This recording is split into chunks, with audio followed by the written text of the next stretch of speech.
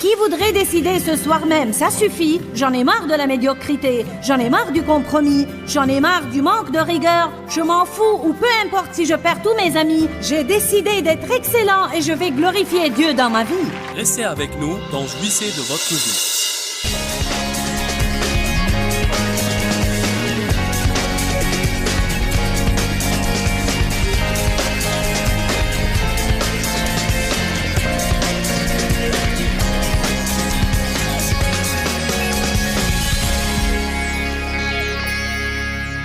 Il y avait des fois dans ma vie où je pensais qu'il n'y avait pas de mal à cancaner et à dire du mal des gens, pourvu que je les dise à Dave seul.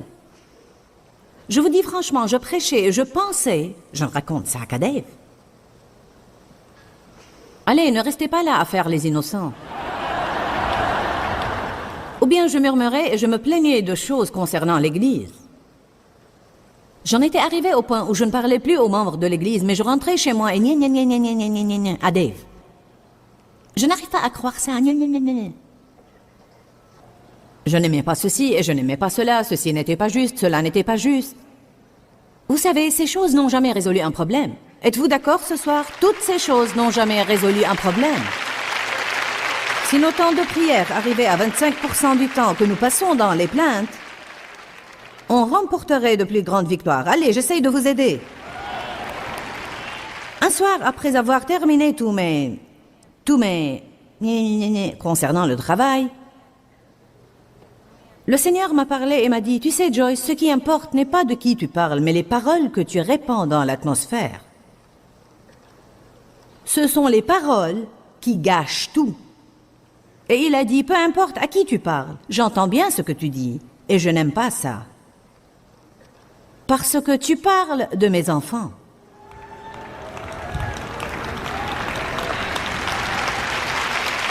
Vous n'êtes pas enthousiasmé, mais vous applaudissez au moins.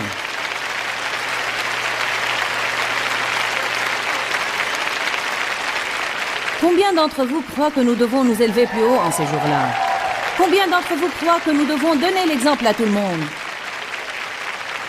Nous ne devons pas faire ce qu'ils font. Nous devons donner l'exemple. Luc 12, verset 2. Non, commençons plutôt par le verset 1. Sur ces entrefaites, les gens s'étant rassemblés par milliers, au point de se fouler les uns les autres, Jésus se mit à dire en privé et tout d'abord à ses disciples rassemblés autour de lui, « Gardez-vous, méfiez-vous du levain et du ferment des pharisiens, qui est l'hypocrisie, qui produit des agitations violentes. » Alors il dit, gardez-vous du compromis, gardez-vous du mélange. Ne soyez pas hypocrites. Ne dites pas que vous croyez certaines choses alors que vous faites complètement autre chose en secret.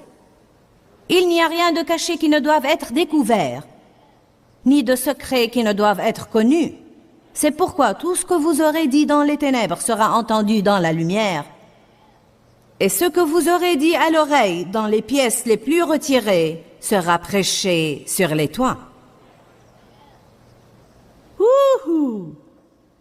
Soit nous prenons toutes les Écritures au sérieux. Vous ne pouvez pas choisir seulement les Écritures qui parlent de la prospérité et des miracles. C'est le grand problème que les gens ont aujourd'hui. Béni soit Dieu, j'ai la foi pour mon miracle.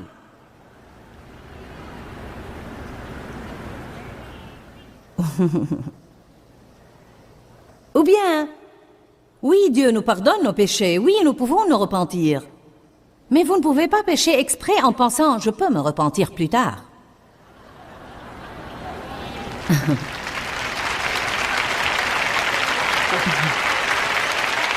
Je crois qu'il y a quelque chose qui va mal dans nos cœurs quand nous vivons comme ça. Oh Jésus. Je répète, je crois que ce sont les petites choses.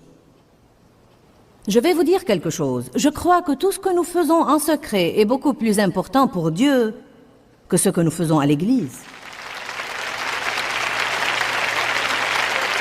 Parce que vous savez que nous allons tous agir décemment quand nous sortons ensemble. Et nous allons essayer d'impressionner les autres et d'impressionner nos amis spirituels. Mais ce qui importe, c'est comment je parle à mon mari, comment je traite mes enfants, comment je m'occupe de ma maison. Est-ce que j'essaye de cacher des choses quand mes amis viennent me visiter? Je ne sais pas si vous vous éventez parce que je vous lance des flèches enflammées ou... Alors je dis toujours aux gens, si vous n'avez pas besoin de ça, je vais me le prêcher à moi-même et à toutes ces merveilleuses personnes assises devant leur télé. Il y a maintenant des millions de personnes qui nous regardent partout dans le monde. Et je vous dis de nouveau que les petites choses sont très importantes. Pour cela, je vous prie et je vous supplie dans le nom de Jésus-Christ de commencer simplement à vivre selon vos consciences éclairées et d'arrêter de faire des compromis dans votre vie.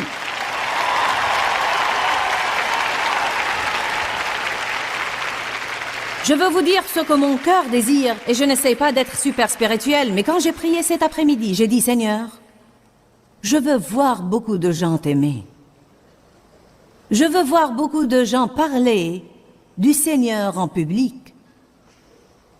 J'en ai marre des prières cachées qu'on fait en se tenant la tête comme si on avait mal.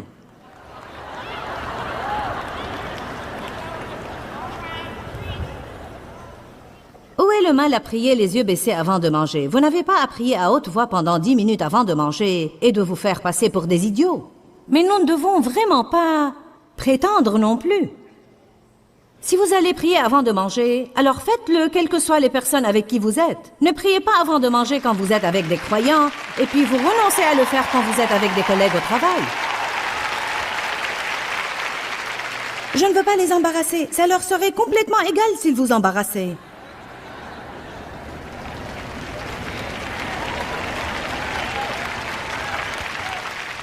Je vous dis que le Seigneur cherche des hommes et des femmes, des garçons et des filles, des jeunes et des vieux, qui se lèveront aujourd'hui et trouveront le courage d'être différents.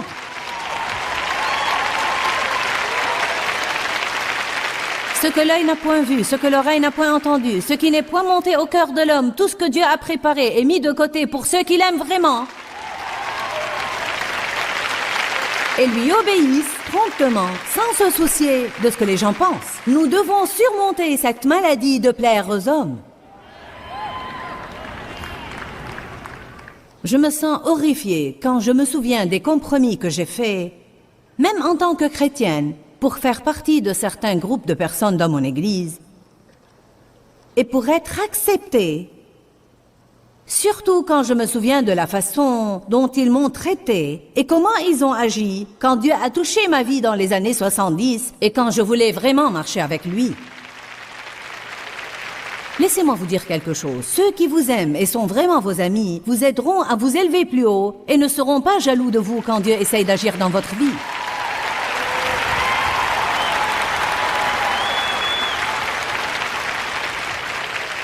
Je vais vous dire de quoi je suis affamée. Je veux voir de l'excellence.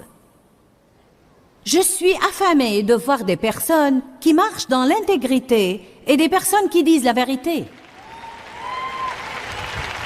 J'en ai marre des personnes qui me mentent tout le temps. Je vous ai dit qui me mentent. Les gens mentent. Ils vous regardent droit dans les yeux et vous mentent. Comment pouvez-vous faire confiance à un menteur?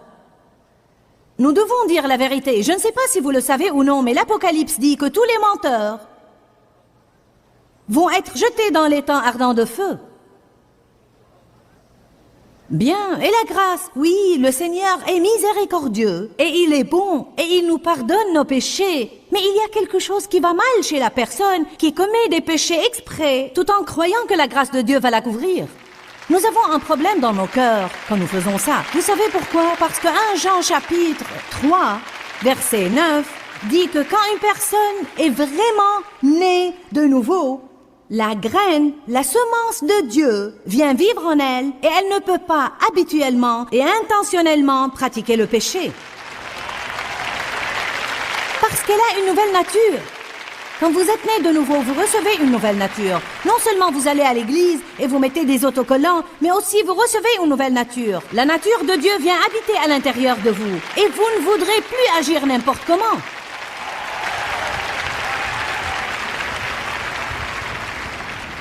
Qui d'entre vous prendra une décision ce soir? Qui voudrait décider ce soir même? Ça suffit, j'en ai marre de la médiocrité, j'en ai marre du compromis, j'en ai marre du manque de rigueur, je m'en fous ou peu importe si je perds tous mes amis, j'ai décidé d'être excellent et je vais glorifier Dieu dans ma vie.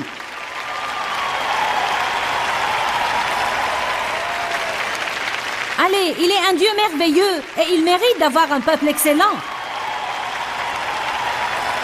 Mon Dieu, ce que Jésus a fait pour nous est trop merveilleux pour que nous puissions le décrire. Qu'arriverait-il au monde si la moitié des chrétiens vivaient pour la gloire de Dieu?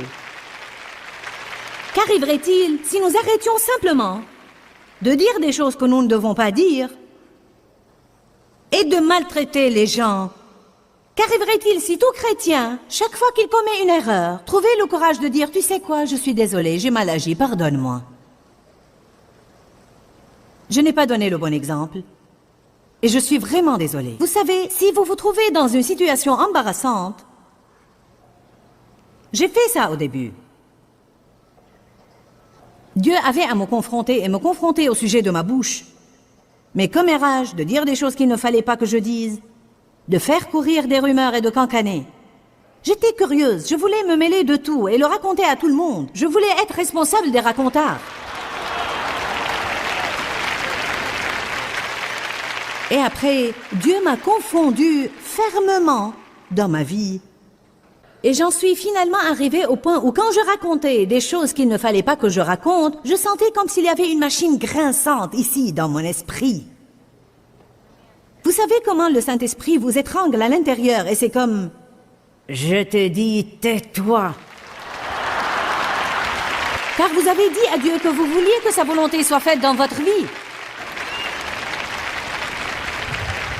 Alors, si vous avez invité le châtiment de Dieu et si vous avez invité la condamnation du Saint-Esprit, alors mettez votre ceinture et préparez-vous parce qu'il veut retrouver une église sans tache ni ride. Est-ce que quelqu'un oserait prendre cette décision ce soir? Est-ce que quelqu'un oserait être comme Daniel? Daniel avait pris un engagement alimentaire avec Dieu. Il avait fait à Dieu des promesses concernant son appétit. Et quand il est rentré au service du roi et on lui a dit « Tu vas manger ces aliments », il n'a pas dit « Ah, je n'y peux rien, je vais en subir les conséquences si je ne fais pas ce qu'ils veulent ». Alors il a pris un risque et a demandé la permission de manger seulement ces végétaux et les aliments qu'il s'était engagé à manger. Et il a dit « Je vais vous prouver que mon Dieu va me garder plus sain que tous les autres ». Ne croyez-vous pas qu'il y avait certainement des personnes qui parlaient de lui « Oh, Daniel veut toujours faire le saint ». Daniel s'était engagé auprès de Dieu de prier 3 fois par jour en gardant les fenêtres ouvertes. Un édit royal a été publié portant que quiconque priera à quelque dieu excepté au roi sera jeté dans la fosse aux lions. Et la Bible dit que Daniel est rentré dans sa chambre comme il le faisait auparavant. Il a ouvert les fenêtres comme il avait l'habitude de faire, puis il s'est mis à genoux et il a prié. Il n'a même pas gardé les fenêtres fermées pour qu'on ne l'entende pas. Il les a ouvertes. Et il a dit, je fais une promesse à Dieu, jetez-moi là où vous voulez, mais je vais rester fidèle à Dieu. Il a été jeté dans la fosse aux lions. Et nous connaissons tous l'histoire. Il y avait quelqu'un d'autre avec lui.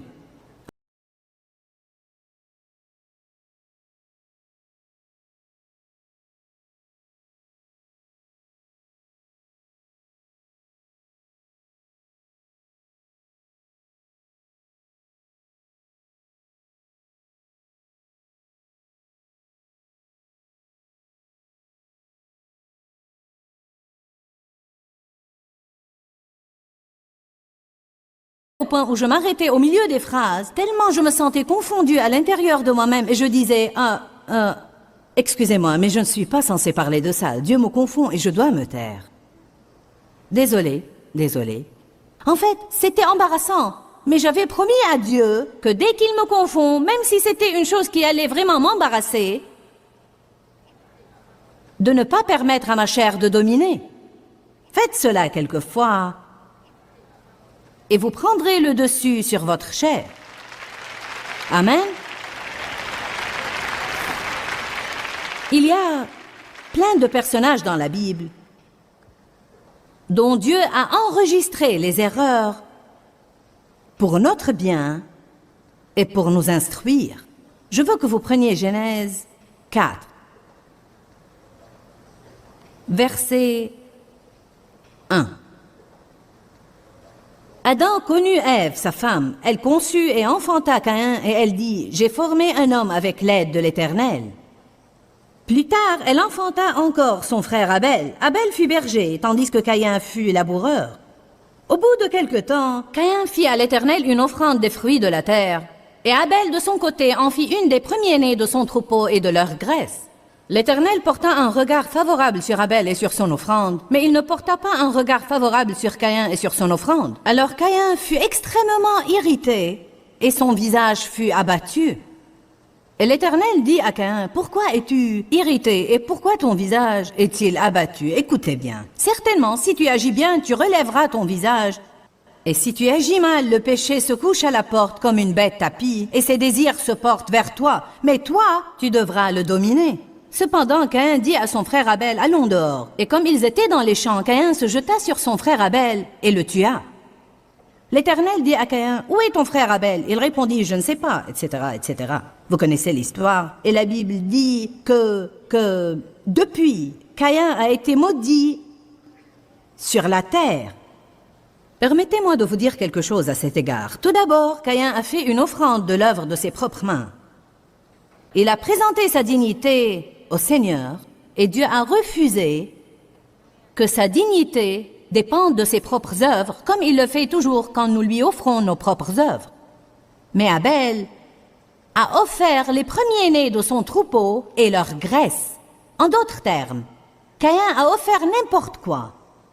Mais Abel a offert le meilleur qu'il avait. Je ne crois pas que nous comprenons que ces personnes faisaient un sacrifice quand nous apprenons qu'ils ont offert leur premier-né ou leur premier fruit.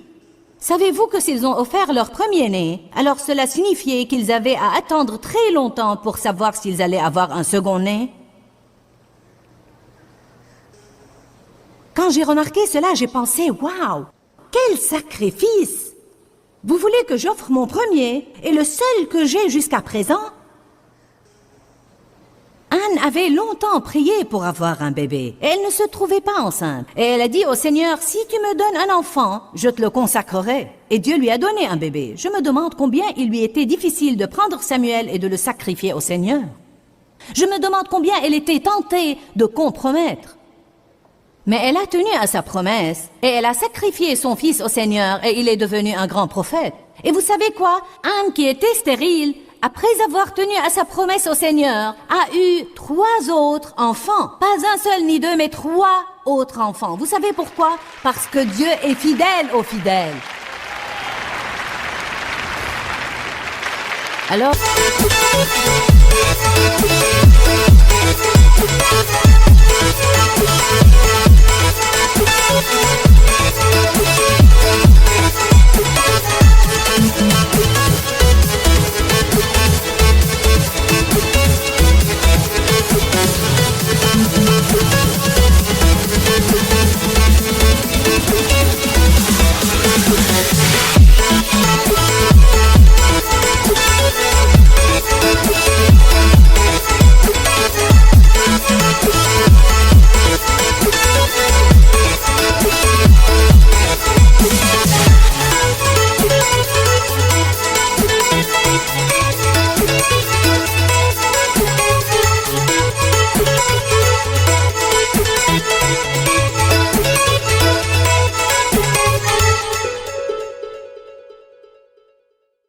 Quand les gens donnent leur premier-né, ou ils donnent la graisse et non pas les troupeaux maigres, et les troupeaux malades, ou même ceux qu'ils allaient tuer de toute façon.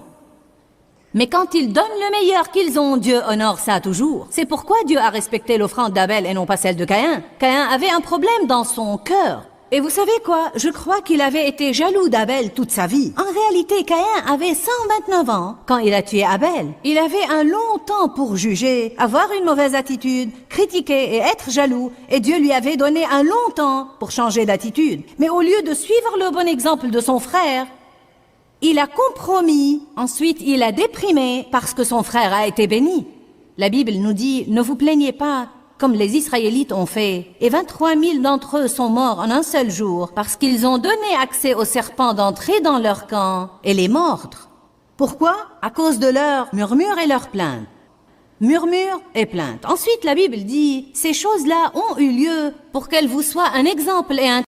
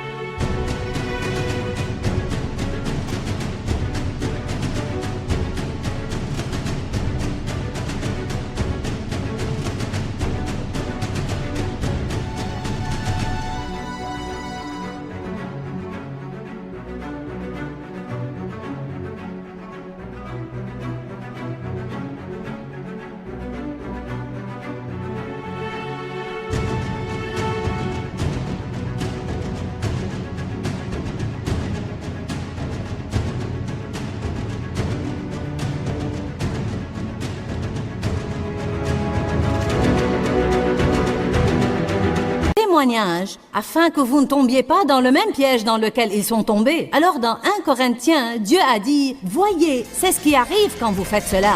Alors ne le faites pas. »